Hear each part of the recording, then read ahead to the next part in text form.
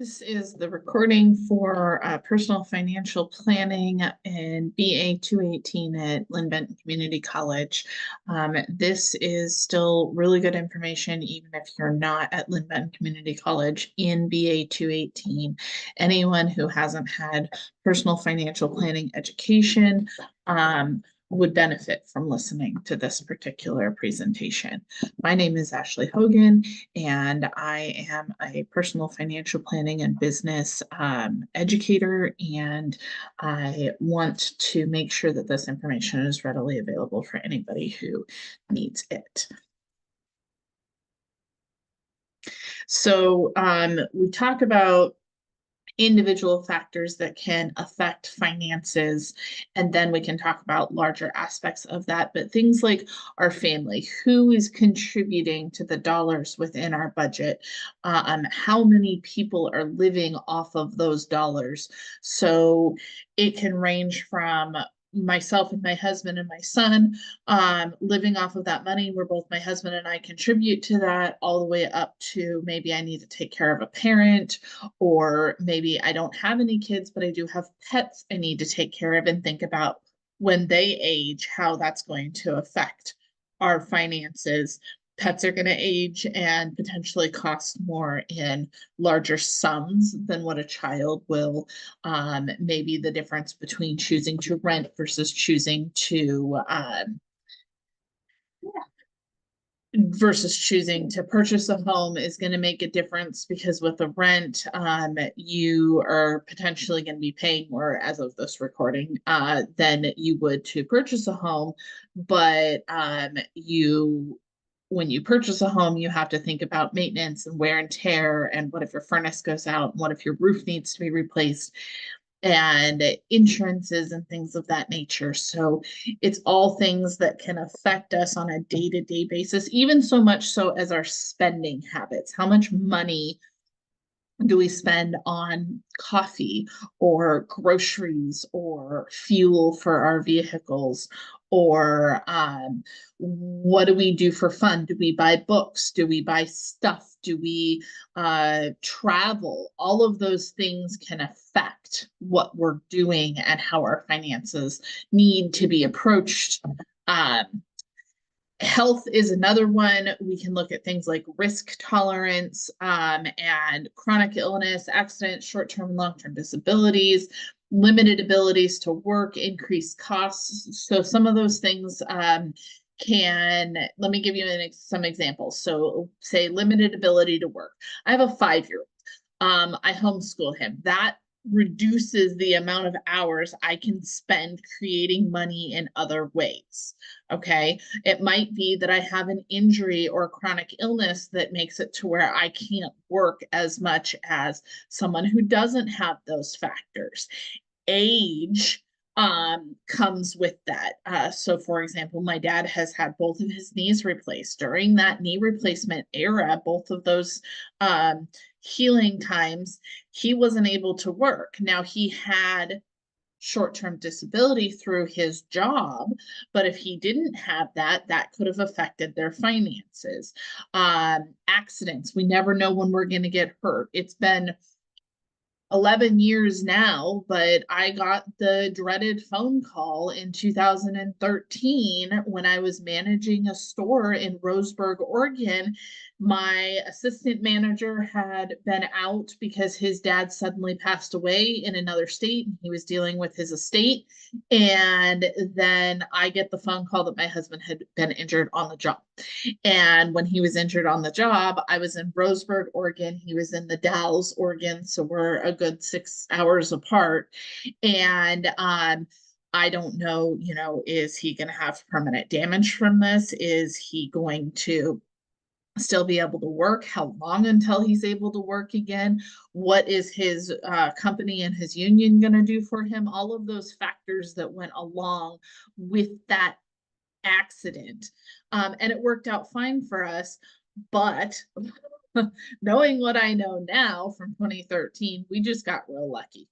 And then risk tolerance, that's how willing are you to not have a bunch of backup in your finances. Like, are you okay with it? Are you capable of not having a bunch of backup because maybe you have passive income? But I know that this has greatly changed from the pandemic as well. We used to talk about having 3 to 6 months of savings. Now, if you can help it, I suggest people save for closer to a year because many people didn't have enough savings if they were capable of saving at all in 2020. So, and then also remembering that things just kind of happen. I recently had a friend with zero family history be diagnosed with breast cancer at 37 years old, and that took her out of work for several months. So sometimes we just have no idea. So that happened to be an acute illness, but it was a factor that affected her finances.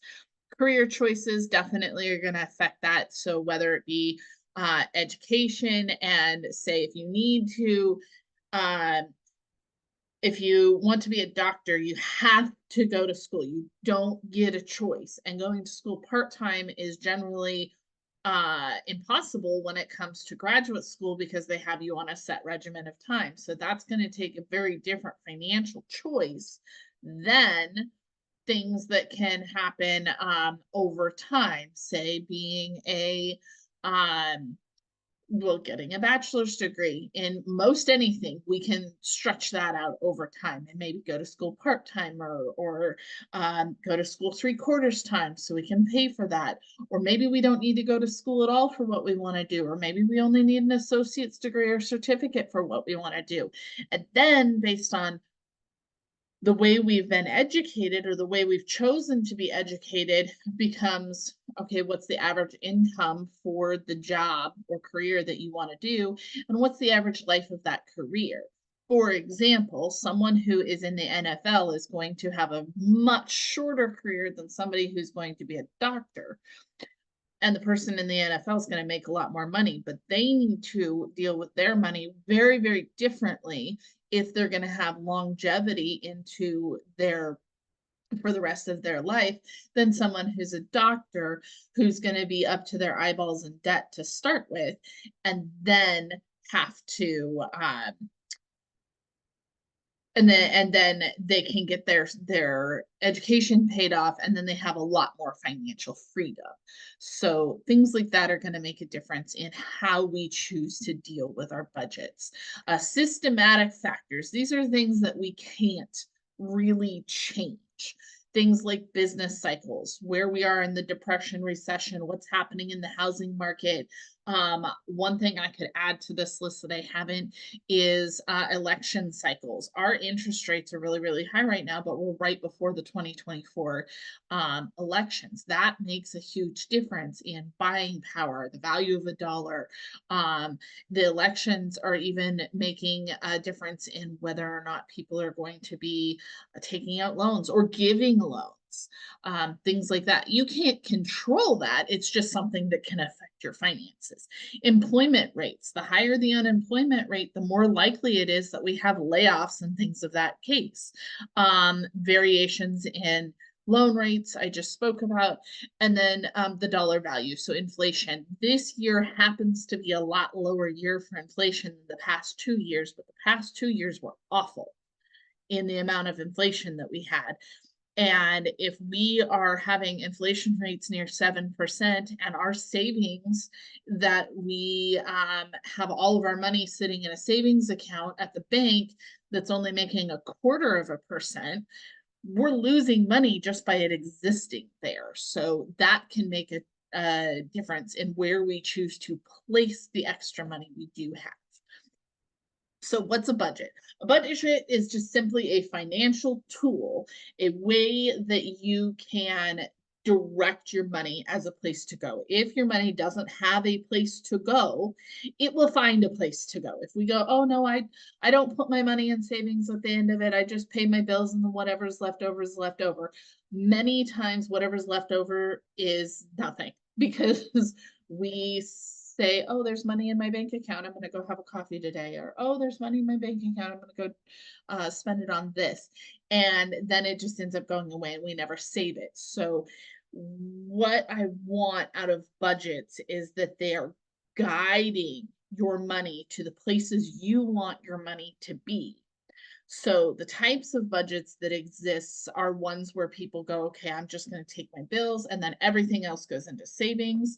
Another one, and the one that I most prefer people work with, is that zero sum budget. So you've given every single dollar that comes into your bank account um, a place to go. And that place can be taxes, can be savings, can be tithing, can be whatever it is you want it to be. It can be entertainment, it can be vacation, it can be whatever. But every single dollar has a job and a place to be. And we do that in two different ways. Because of the sources and ways we do income, many of us think of income as a W-2 job. When we are a W-2, and someone else is paying us, they take our rate, they take our taxes out and give us what's left. Okay.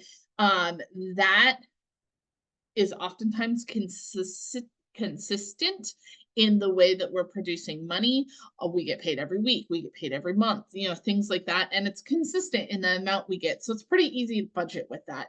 Another way is 1099 income, where 1099 is oftentimes when you're working as an independent contractor for someone, and they're not taking your taxes out. So you need to take your taxes out first, put it in a savings account someplace, and then come back and put it and pay the rest of your money.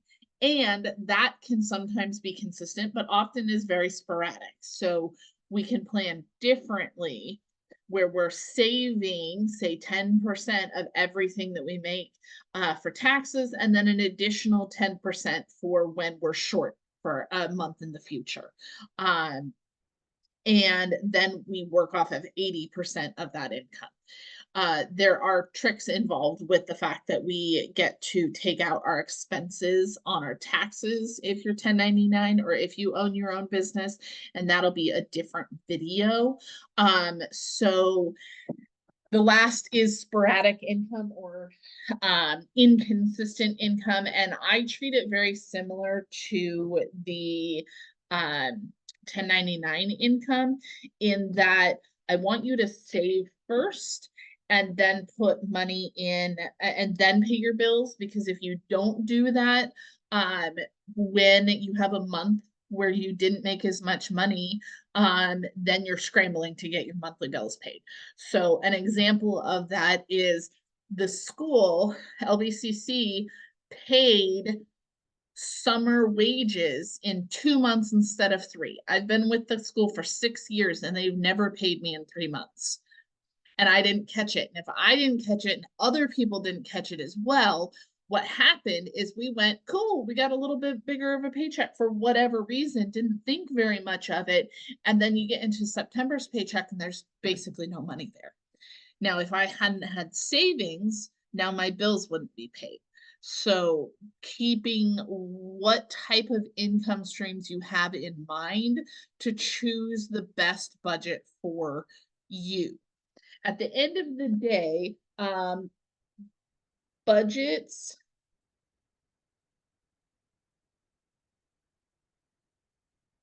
At the end of the day, budgets are living documents. You're going to be editing this and making adjustments. I suggest that every time you get paid, you work with this document. So if you get paid once a month, you're going to work with it once a month. If you get paid once a week, you're going to work with it once a week. But that's going to help us change and flex to make sure that the document is doing the best for us. Now, this document can be digital, it can be physical. The one thing that I really want is to make sure that if you are working as a team with either roommates or a partner or partners, that those people involved that are contributing money to this budget also sit down with you on that regular basis. So I've already talked about many of these types of budgets. Comprehensive budgets are what I'm talking about here, where I want everything, as much detail as we possibly can.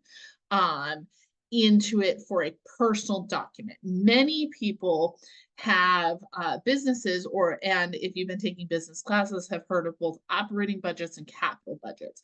Operating budgets in business are going to be your day-to-day expenses, your payrolls, your overhead, things like that. Capital budgets are going to be those large purchases. So if you have a construction business, it might be a new truck. And you can think of your personal budget in the same fashion. Your operating budget's going to be your monthlies. Your capital budget's going to be, I just bought a house. I need to buy a new car. I need to invest in my education, things like that. Cash for seasonal income. If some people work only seasonally or you work best in cash, you can use a cash budget, an envelope system. Dave Ramsey has a really good envelope system for that. Depending on who you are, some people will see cash in their wallet and spend it because I obviously have money. That's me. Some people will run their debit card or credit card, and so long as the debit or credit card goes through, then they think they have money, where I'm the opposite of that. And what I'll do is I will actually stop and think if I'm using a card, but if I'm using cash, it's sitting there, I can physically see it. So whatever works best for you is the type of transactions you should be doing. And then specialized budgets are for very specific goals. Make sure your taxes are covered.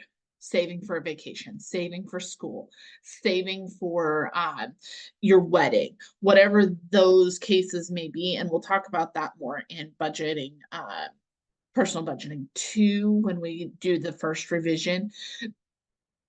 Right now, I'm really focused with this on just how do we get everything, all your expenses, all your income sources onto a document that you're going to continue to use.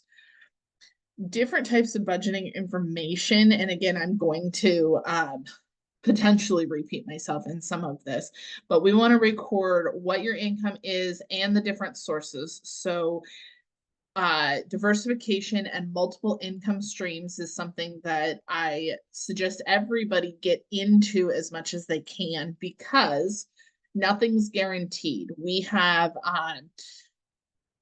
told ourselves that W-2 income is stable. It's not. There is nothing saying that we're going to have our W-2 job tomorrow unless we have some sort of contract in place. So having that along with a rental income or a side hustle, or maybe you're selling something that you found at the thrift store or whatever the case may be. So you have income coming from multiple places. When you lose an income stream, it's not as devastating, even if you've saved. So record all of those income streams, then collect all of your financial statements, and really focusing on bank account statements and credit card statements. And the reason I want you to have those two things is because I want you to go through your expenses for the last couple of months and really check to see where your money is going and categorize it. This is going out to eat. This is going to a subscription. This is going to gas. This is going to maintenance, because we tend to spend money without realizing it. And many times we don't realize how much money we're spending on going out to eat, or how much money we're spending on maintenance for our car, how much money we are spending in subscriptions, because they just kind of come out in the background of bank statements and credit card statements, and you don't really even realize they're happening. So this is a good way to identify those. And then if you're not utilizing them, also, cancel them. Identify the types of expenses you have. If you go back to the first budgeting video I did, I talked about variable expenses, though I didn't use the word variable. So fixed expenses are expenses that stay the same no matter what. Your rent's going to stay the same no matter what, typically. Your car payment is going to stay the same no matter what. Variable expenses are ones that fluctuate. Your groceries will fluctuate. The amount of gas you spend will fluctuate. Your power bill will fluctuate. So in my example in the other video, I use power bill as an example of a variable expense where we wrote down all 12 months and then we averaged it to what is this going to cost us per month on average. The more detail you have about the past that you can add to and average out your variable expenses, the easier it will be to budget for those and not accidentally be short. And then, like I said, we're going to break down all of your spending into detailed areas. And we want to see, are you overspending? Are you spending more money than you're bringing in? And if so, how are we fixing that? Or is there a way that you can choose to lessen your expenses so you can put more towards your schooling or more towards your vacation or more towards savings, things that you actually want to be spending the money on instead of passively spending it, not even realizing you're doing it. Budgeting strategies. So many people, the first step to budgeting is organizing what is happening. And then once we know what's happening, we can decide what our goals are. So as you realize what's happening in your budget, start thinking about things that can be your goal. Are you trying to get out of debt? Are you trying to just cut expenses so you're not losing ground every single month? Are you trying to save for retirement, insurance? Are you trying to gain extra sources of income? Are you trying to pay in cash? Like whatever those goals are for you, you can create a budget around it to make it do what it is you want it to do. Tricks. Here's a few tips that I have personally.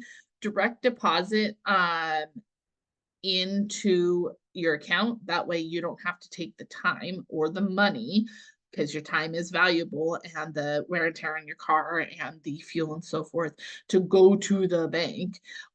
You can just go straight direct deposit with many places these days.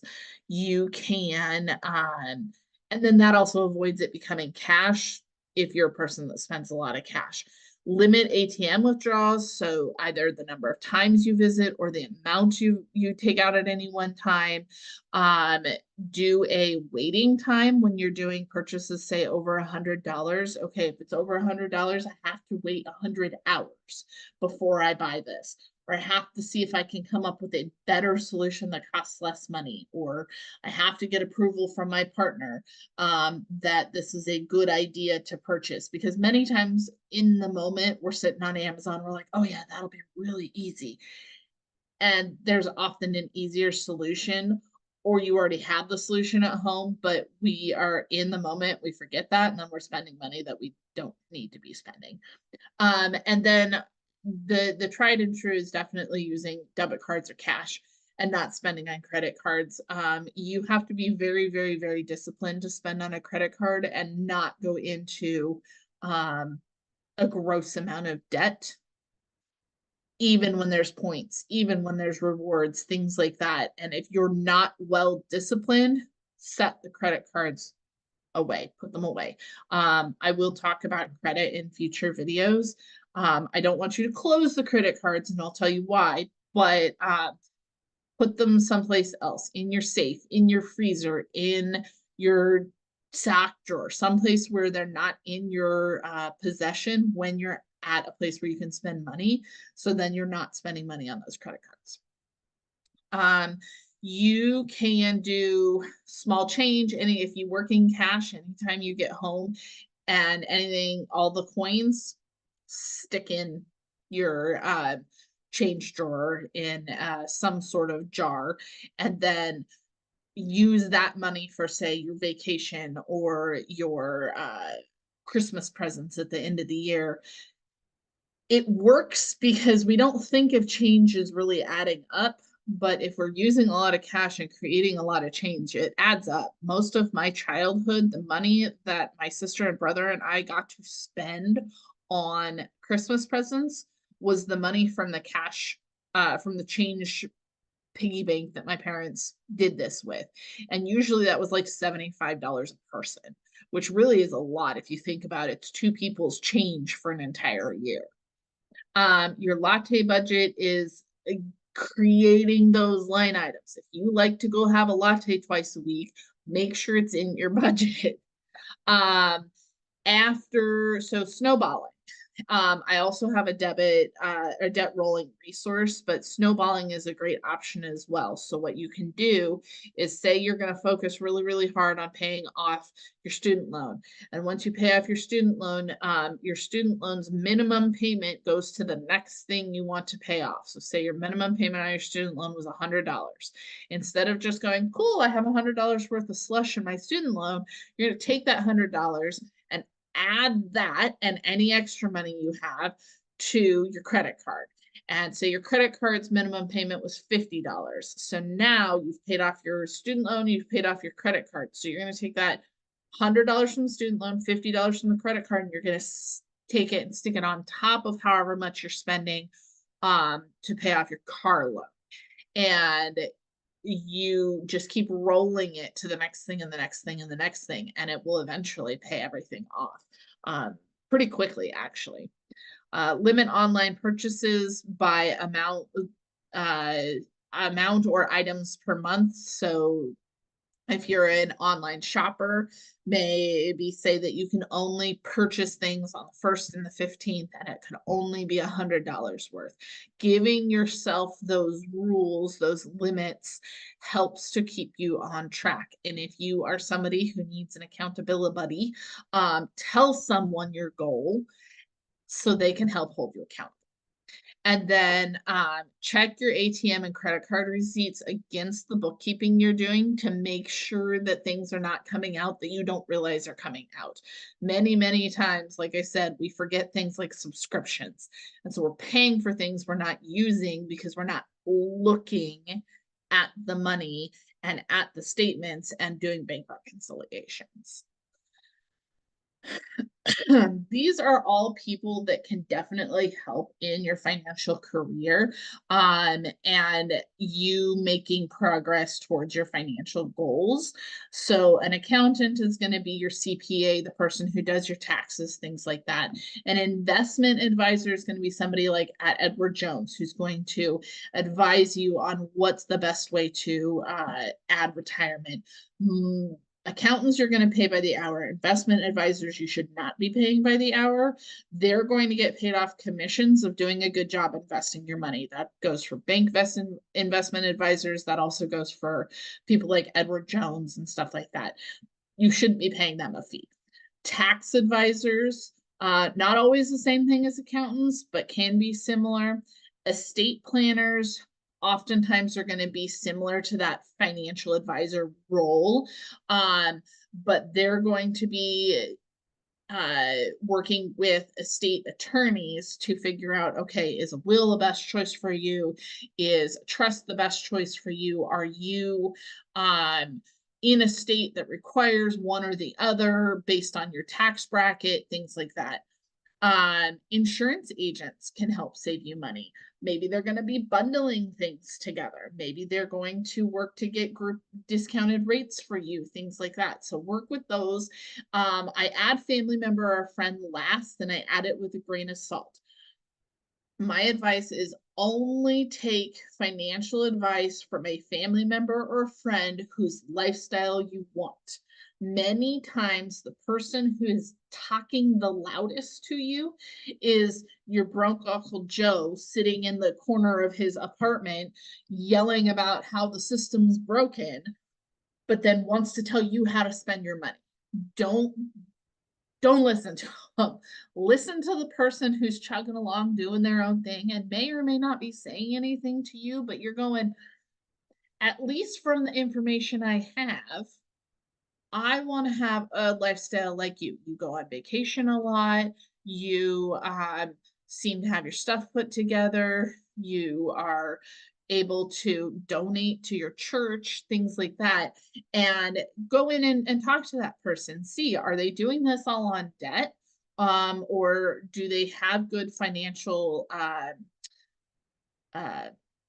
rules that they're following, and see if that's something that you want to mentor you.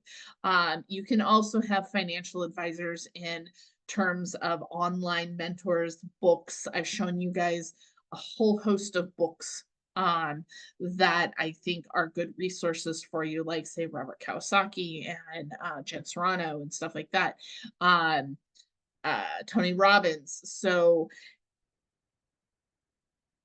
go to the library, rent those books, listen to them on Libby or Audible so you can have access to the knowledge. You don't have to know the person personally to have access to their knowledge and learn from them. You can even use me if you feel that that is a good choice for you. You can use podcasters. I happen to have a financial podcast, but maybe it's not a good fit for you. That's okay too.